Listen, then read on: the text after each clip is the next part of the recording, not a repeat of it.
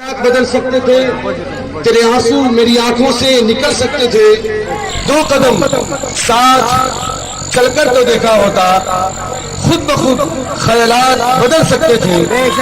تم تو ٹھہرے ہی رہے جھیل کے پانی کی طرح، تم تو ٹھہرے ہی رہے جھیل کے پانی کی طرح، دریا ہوتے تو بہت دور نکل سکتے تھے۔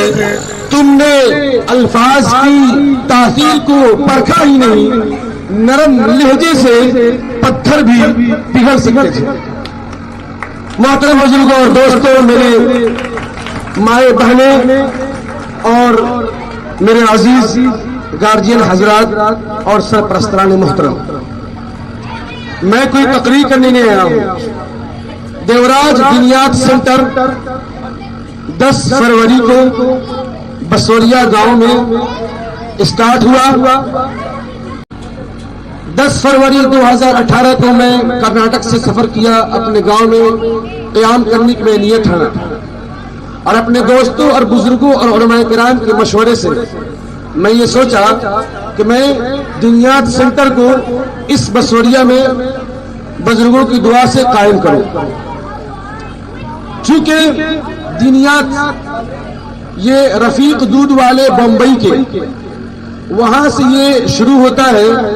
سن 1991 میں 100 علماء کرام بمبئی کے اندر میٹنگ ہوتی ہے، جمع ہوتے ہیں اور وہاں بیٹھ کر سوچتے ہیں کہ آج امت ہماری، کبھی نعرہ آتا ہے گھر واپسی کا، کبھی نعرہ آتا ہے رامائن پڑھنے کا، کبھی بات آتی ہے وندے ماترم بولنے کا، کبھی بات آتی ہے نمستے کہنے کا، تو کبھی اس طرح کی باتیں آتی ہیں۔ اور ہمارے سچر کمیٹی کی رپورٹ کے حساب سے 96% مسلمان کے بچے اسکولوں میں پڑھتے ہیں، 96%۔ صرف 4% بچے ایسے ہیں جو مدرسے میں پڑھتے ہیں، اور وہ 4% بچے کون ہیں؟ جو غریب کے بچے ہیں، جن کے یہاں کوئی تہذیب نہیں ہے، نہ کپڑا میلا، بولی صحیح نہیں، وچار صحیح نہیں۔ اب وہ بچے جب مدرسے میں جاتے ہیں تو کیا ہوتا ہے، ان کو سماج صحیح نہیں ملتا ہے، ایجوکیٹڈ فیملی نہیں ہوتی ہے، تو ان کو سنوارنے میں ٹائم لگتا ہے۔ اور ہمارے تمام 96% بچے اسکول میں چلے جاتے ہیں۔ اب وہ اسکول میں جانے کے بعد ان کو اپنے قرآن پر ڈاؤٹ ہونے لگتا ہے، شک ہونے لگتا ہے۔ تو دینیات کے لیے رفیق دودھ والے جو جماعت کے پکے ساتھی ہیں، انہوں نے 100 علماء کرام کو جمع کیا اور جمع کر کے اس کام کی شروعات کی اور کہا کہ ہم ایک ایسی کتاب لکھتے ہیں کہ جس کتاب میں کسی رائٹر کا نام نہیں ہوگا، کیونکہ مسلمان بھی فرقوں میں بٹ گئے ہیں، کوئی دیوبندی ہے، کوئی بریلی ہے، کوئی اہل حدیث ہے، کوئی کچھ ہے۔ تو دیوبندی والے بریلی کتاب نہیں پڑھتے ہیں، بریلی والے دیوبندی کتاب نہیں پڑھتے ہیں، تو ہم ایسی کتاب رکھتے ہیں جس کو سب لوگ پڑھ لیں۔ چنانچہ آج 2017 میں ایک رپورٹ پورے دنیا کی رپورٹ آئی، پورے ہندوستان کے اندر، تو 28 ملکوں میں دینیات کا کام چلتا ہے، 28 ملکوں میں، اور اس ہندوستان کے اندر 50,000 سینٹر دینیات کا چلتا ہے۔ اور الحمدللہ ان 50,001 سینٹر میں سے آپ کا بسوریا دیوراج کا بھی سینٹر ہے، جس کا لنک گورکھپور دینیات سے ہے، جس کے سرپرست حضرت مولانا مفتی مطیع الرحمان صاحب قاسمی ہیں۔ میں یہ دینیات تو شروع کر دیا آپ حضرات کی دعا سے، ماشاءاللہ کل جدید لذیذ، ہر نئی چیز اچھی لگتی ہے، تو لوگ سمجھیں کہ یہ تو ماشاءاللہ اچھا پڑھاتا ہے، بچے سلام کرتے ہیں، دعا کرتے ہیں، یہ اس کا مقصد ہے۔ لوگ اپنے بچے کو بھیج رہے ہیں، آج بھی بھیجتے ہیں، لیکن مجھے چند آپ لوگوں سے شکایت ہے۔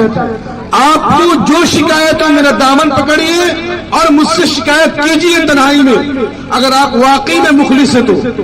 میرے چند ساتھی، میرے چند رشتہ دار یہ بھی کہتے ہیں کہ جاؤ سعودی کماؤ، میں ان سے جواب دیتا ہوں میں بہت خوش ہوں، الحمدللہ مجھے کوئی دقت نہیں ہے، لیکن میں یہ مکتب میں پڑھانا نہیں چھوڑوں گا انشاءاللہ آخری سال تک انشاءاللہ۔ میں ہمارے پاس جب بچے آتے ہیں 4 سال کے لوگ لے کے چلے جاتے ہیں، بھائی بچے کو ڈال دیے 4 سال تک، اب وہ بچہ 5 سال کا ہوا، 6 سال کا ہوا، 7 سال کا ہوا۔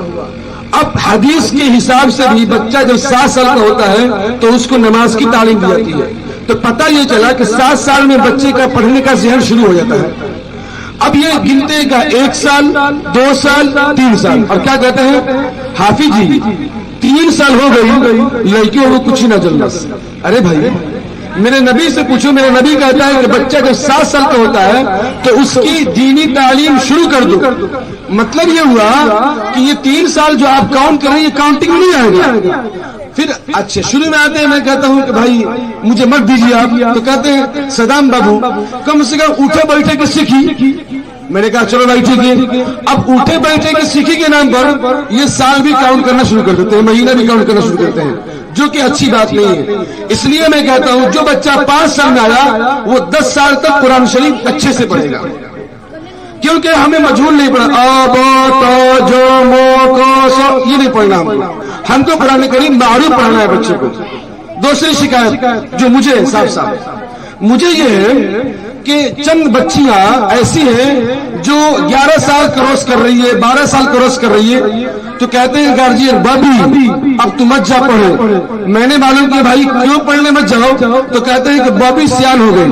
ہم نے کہا بہت اچھی بات ہے بھائی, اس کو گھر میں پیک کر لو, اچھی بات ہے, پڑھنے نہیں آنا چاہیے.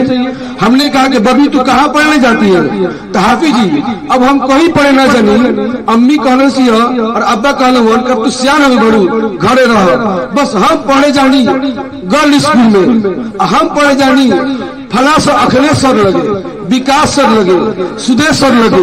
अरे बाबू तो वहां तू कहाँ चली, तो सब लोग देखा दिन भर तस्बीह हिलावला, सब पूरा ईयर बा. तो घर के लोग कह रहे सा कि ईयर नहीं के जाएंगे बाकी हर जगह जाएगा. ये कितना अफसोस की बात है भाई.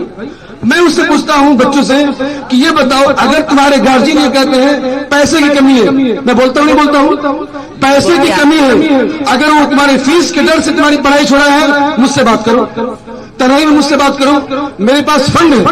हमारे चंद दोस्त बोलते हैं जो बच्चे गरीब हैं आप उनकी एडमिशन लीजिए, हम उनका दखल करेंगे, हम उनका पैसा भरेंगे. लेकिन अल्हम्दुलिल्लाह जो हमसे जुड़े हुए वो जानते हैं कि जो लोग पैसे कम करते हैं मैं उनको बोलता हूँ हमारे पास फंड है, हम उस फंड से आपका पैसा पूरा कर देंगे. अगर आपका फीस नहीं है तो मैं हमारे उलमा किराम की मुअद्दबाना गुजारिश है आप लोगों से कि आप लोग अपने बच्चों की दीनी तालीम मत छोड़िए. हमें कुरान खुलवाना नहीं है, हमें बच्चों को हदीस सिखवाना है, हमें बच्चों को मसाइल सिखाना है, हमें बच्चों को बहिश्ती जेवर सिखवाना है, हमें बच्चों को कम से कम 5 किताबें दीन की बुनियादी बातें सिखा देनी है ताकि बच्ची जब कल जाकर के माँ बने तो अपने बच्चों की सही तरबियत कर सके, ताकि बच्चा जब जाकर कल बाप बने तो अपने बच्चों की सही तरबियत कर सके.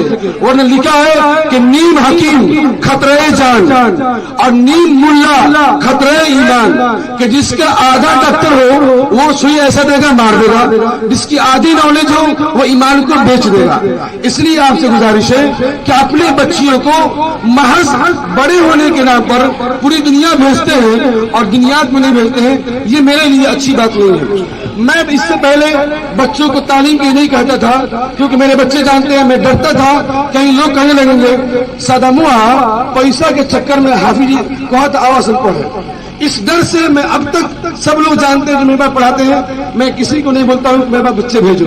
लेकिन जो बच्चे मैंने कुरान 15 पारा पढ़ लिए 20 पारा पढ़ लिए जब वो गए मेरे पास से तो मुझे तकलीफ हुई, क्योंकि मेरा मकसद था कि ईद के बाद से मुझे उर्दू क्लासेस शुरू करने हैं.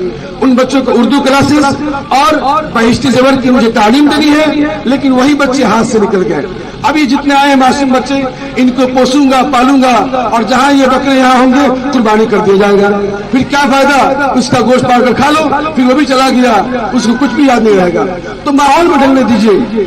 मुस्लिम पर्सनल लॉ बोर्ड इमारत शरिया ने हम लोग मीटिंग में गए थे बेटिया तहफ़्फ़ुज़ उर्दू के नाम से एक सीरीज चल रही है कि आज नरेंद्र मोदी साहब, योगी साहब, भाजपा और क्या क्या हम बोलते हैं उर्दू को खत्म कर दिया, उर्दू को खत्म कर दिया, इस्लाम को खत्म कर दिया.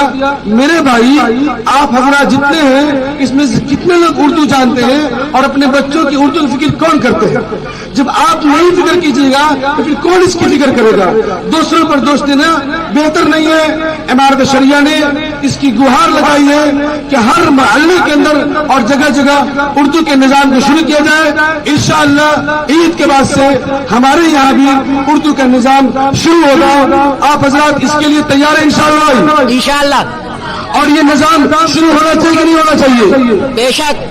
آپ حضرات میرے اندر اخلاقی طور پر کوئی کمی ہو مجھے ضرور رائے دیجیے گا، لیکن میں اس دینی مشن کو چھوڑنے والا نہیں ہوں. اگر میرے لیے آپ مخلص ہیں، میرے دامن پکڑیے اور کہیے بیٹا میں آپ کا بیٹا ہوں، میں آپ کا بھائی ہوں، میں آپ کا بھتیجا ہوں، میں آپ کا پوتا ہوں. آپ سے گزارش کرتا ہوں کہ جو بھی کمی ہو مجھے بتائیے گا. انشاءاللہ اس کارواں کو ہم سکتا نے بھی چالو کیے ہیں، امام صاحب تشریف رکھتے ہیں. ہم اس کارواں کو کچھ ہمارے دوست ملے ہیں، ہم لوگ رائے کر کے اجوا میں اور نیا بستی میں جگہ جگہ اس کو چالو کرنے والے ہیں تاکہ ہماری کوئی بچی. آپ بتائیے آج سے 3 سال پہلے یہ تصور نہیں تھا کہ اتنے چھوٹے چھوٹے بچے ایسا پڑھ لیں گے، لیکن آج پڑھ رہے ہیں. الحمدللہ. آپ دعا کیجیے آگے اور پڑھیں. آمین. وآخر دعوانا ان الحمدللہ رب العالمین.